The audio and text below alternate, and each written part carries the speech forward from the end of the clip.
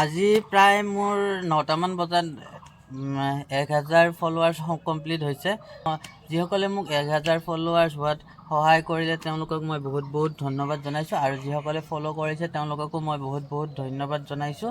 আৰু এনেকৈ যাতে ছাপোৰ্ট কৰি থাকে আহি থকা সময়ত, আৰু মই যাতে এই 20 লাখ গছপুলি ৰুই সোনকালে শেষ কৰিব পাৰোঁ, তাকে আশা ৰাখিছোঁ। আৰু আপোনালোকৰ হেতাও পৰা সঁহাৰিত মই বহুত আনন্দিত হৈছোঁ। আৰু মই আগতে মই 4-5ডালকৈ ৰুই আছিলোঁ। বৰ্তমান সময়ত আপোনালোকৰ সহায় সহযোগিতা দেখি প্ৰায় মই 15-20 ডালকৈ ৰোৱা আৰম্ভ কৰিছোঁ।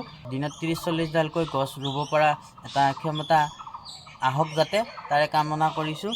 আৰু যিসকলে ভাবি আছে যে মোৰ গছডাল সোনকালে ৰুৱক, তেওঁলোকক কৈছোঁ আপোনালোকে ইমান অপেক্ষা কৰাৰ বাবে মই আপোনালোকক ধন্যবাদ জনাইছোঁ। আৰু অলপ সময় ৰখি দিয়ক, মই আপোনালোকৰ সকলোৰে বাবে গছ ৰুম। আপোনালোকে একো চিন্তা কৰিব নালাগে, মাত্ৰ মোক অলপমান সময় দিয়ক।